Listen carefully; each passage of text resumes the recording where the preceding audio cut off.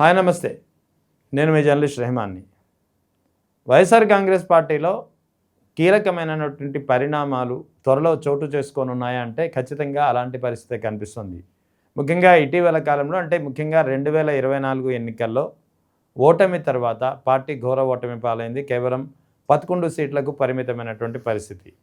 So ఆ తర్వాత చాలామంది కీలక నేతలు పార్టీని వదిలిపెట్టి వెళ్ళిపోయారు. కొంతమంది జనసేన తీర్థం పుచ్చుకుంటే మరికొందరు తెలుగుదేశం తీర్థం పుచ్చుకున్నారు. కొంతమంది ఎటు కాకుండా ఉన్నారు.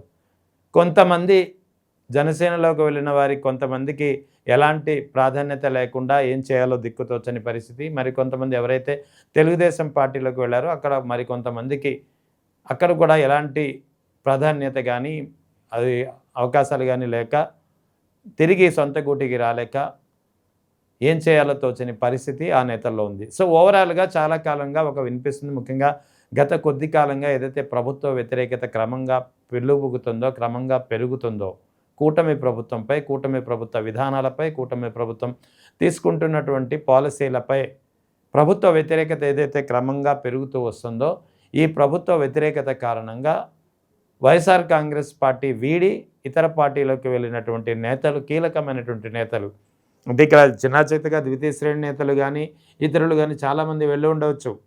కానీ ఇక్కడ మనం చెప్పదలుచుకున్నది, మనం ప్రస్తావించేది కేవలం కీలకమైన నేతల గురించి.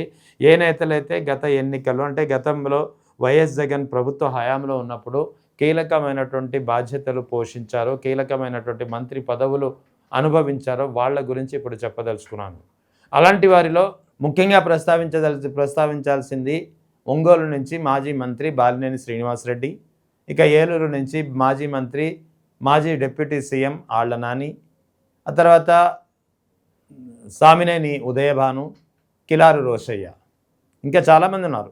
అయితే వీరందరూ ఇప్పుడు ఆ పార్టీలో అక్కడ ఇమడలేకపోతున్నారు. వెళ్ళిన పార్టీలో తిరిగి వైఎస్ఆర్ కాంగ్రెస్ పార్టీలోకి రావాలనుకుంటున్నారు. ఎందుకంటే 2029 ఎన్నికల్లో వైఎస్ఆర్ కాంగ్రెస్ పార్టీ తిరిగి విజయబావుట ఎగురవేస్తుంది. ఖచ్చితంగా 2029 ఎన్నికల నాటికి పరిస్థితులు పూర్తిగా మారిపోతాయి. ఇప్పటికే ప్రభుత్వ వ్యతిరేకత చాలా తీవ్రంగా ఉంది. ప్రభుత్వం తీసుకుంటున్న నిర్ణయాల వల్ల కావచ్చు, రెడ్ బుక్ రాజ్యాంగం అమలు చేస్తున్నటువంటి తీరు వల్ల కావచ్చు, రాష్ట్రంలో లా అండ్ ఆర్డర్ పరిస్థితి వల్ల కావచ్చు, ఎమ్మెల్యేలపై ఉన్నటువంటి అవినీతి ఆరోపణలు ఏ తారాస్థాయిలో ఉన్న కారణంగా కావచ్చు. ఇలా రకరకాల కారణాల నేపథ్యంలో కేవలం 22 నెలల వ్యవధిలోనే కూటమి ప్రభుత్వంపై తీవ్రమైనటువంటి ఒక వ్యతిరేకత, యాంటీ ఇన్కంబెన్సీ బిల్డప్ అవుతుంది. సో ఈ యాంటీ ఇన్కంబెన్సీ కారణంగా 2029 ఎన్నికల్లో కూటమిగా ఉన్నా లేక ఉన్నా ఖచ్చితంగా విజయం మాత్రం వైఎస్ జగన్దే. వైఎస్ఆర్ జగన్ మరోసారి ముఖ్యమంత్రిగా బాధ్యతలు తీసుకుంటారు. మరోసారి వైఎస్ఆర్ కాంగ్రెస్ పార్టీ అధికారంలోకి వస్తుందనే వాదన క్రమంగా బలపడుతున్న నేపథ్యంలో ఇదొక కారణం అయితే, రెండవ కారణం ఎవరైతే పార్టీని వీడి వెళ్ళారో ఆ పార్టీలో అక్కడ వాళ్ళకి ఎలాంటి ప్రాధాన్యత లేని పరిస్థితి, ముఖ్యంగా అక్కడ అవకాశాలు లేని పరిస్థితి. సో ఈ నేపథ్యంలో తిరిగి సొంత గూటికి రావాలనే ప్రయత్నాలు జోరుగా సాగుతున్నాయి. కానీ అదే సమయంలో కొంతమంది అయితే సోషల్ మీడియా మాధ్యమాల ద్వారా కానీ లేదా కొంతమంది నేతలు అయితే బహిరంగంగా కానీ వ్యాఖ్యలు చేస్తున్నారు. సో పార్టీ వదిలి వీడిన వారిని, ముఖ్యంగా పార్టీలో కీలకమైనటువంటి పదవులు అనుభవించి పార్టీ కష్టకాలంలో ఉన్నప్పుడు పార్టీని వదిలి వెళ్ళిన వారిని తిరిగి పార్టీలో చేర్చుకోవడానికి వీల్లేదు, అటువంటి ప్రయత్నం చేయవద్దంటూ వైఎస్ జగన్కు పదే సూచనలు కూడా జారీ చేసినటువంటి పరిస్థితి చాలా మాధ్యమాల ద్వారా. కేతిరెడ్డి వెంకటరామరెడ్డి వంటి నేతలైతే ఏకంగా బహిరంగ సభలోనే వాళ్ళు వార్నింగ్ ఇచ్చారు. ఎవరైతే పార్టీ కష్టకాలంలో ఉన్నప్పుడు పార్టీని వీడి వెళ్ళిపోయారో, గతంలో పార్టీ ద్వారా పదవులు అనుభవించి అన్ని విధాలా బాగుపడ్డారో వాళ్ళు తిరిగి రావాలనుకుంటే గుమ్మం వద్దే మెట్టుతో కొడతామని చెప్పి ఆయన వార్నింగ్ ఇచ్చినటువంటి పరిస్థితి. సో ఈ క్రమంలో మరి బాలినేని శ్రీనివాసరెడ్డి కానీ, సామినేని ఉదయభాను కానీ, కిలారు రోషయ్య కానీ, లేదా ఆళ్ల నాని కానీ, అంటే ఇంకా చాలామంది ఉన్నారు. ముఖ్యంగా నేను చెప్పదలుచుకున్నది, ప్రస్తావించేది ఈ ముగ్గురు నలుగురు గురించి. ఈ నేతలు మరి పార్టీలోకి రావాలనుకుంటున్నారు. మరి పరిస్థితి ఏంటి అనేది ఇన్నాళ్ళు వినిపించినటువంటి వాదన. అయితే వైఎస్ జగన్ ఎట్టి పరిస్థితుల్లోనూ పార్టీ వదిలి వెళ్ళిన వారిని తిరిగి పార్టీలో చేర్చుకోవడానికి ఆయన అంగీకరించారనేది దాదాపుగా అందరూ చెప్పే మాట. కానీ ఇప్పుడు తాజాగా కీలకమైనటువంటి ఒక తాజా అప్డేట్ వస్తుంది. ముఖ్యంగా దాదాపుగా కిలారు రోషయ్య సంగతి ఏమో కానీ, ముఖ్యంగా సామినేని ఉదయభాను కానీ, ఆళ్ల నాని కానీ, బాలినేని శ్రీనివాసరెడ్డి కానీ ఈ ముగ్గురు విషయంలో కాస్త వైఎస్ జగన్ సానుకూలంగా ఉన్నారనే వాదన గట్టిగా వినిపిస్తుంది. ముఖ్యంగా ఒంగోలు బాలినేని శ్రీనివాసరెడ్డి విషయంపై ఇంకా క్లియర్గా నిర్ణయం తీసుకోలేకపోయినా అక్కడ ఒంగోలులో ఇప్పటికే ఒక ఇన్ఛార్జిని నియమించినటువంటి తరుణంలో సో బాలినేని శ్రీనివాసరెడ్డి రాక ఇక కష్టమే పార్టీలోకి అనేది దాదాపుగా వినిపిస్తున్నటువంటి మాట.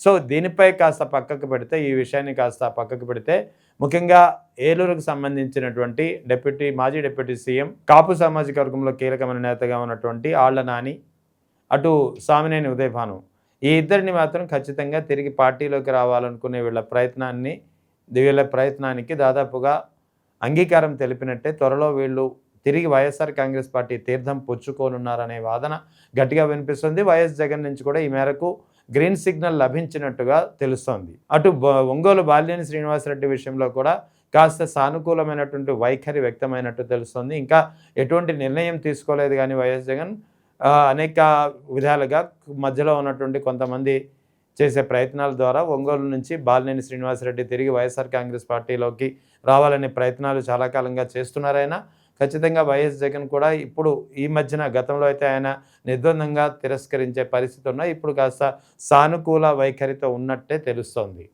సో ఓవరాల్గా వైఎస్ఆర్ కాంగ్రెస్ పార్టీలో గతంలో వైఎస్ జగన్ ముఖ్యమంత్రిగా ఉన్నప్పుడు వైఎస్ఆర్ కాంగ్రెస్ పార్టీ అధికారంలో ఉన్నప్పుడు కీలకమైన పదవులు అనుభవించినటువంటి వారిలో ఆ తర్వాత ఎన్నికల అనంతరం ఓటమి నేపథ్యంలో పార్టీ వదిలి వెళ్ళిపోయిన వారి విషయంలో ఒంగోలు నుంచి బాలినేని శ్రీనివాసరెడ్డి, ఏలూరు నుంచి ఆళ్ల నాని, సామినేని ఉదయభాను, కిలార్ రోసయ్య వంటి నేతలు తిరిగి సొంత పార్టీకి చేరాలనే ప్రయత్నాలు చేస్తున్నారు.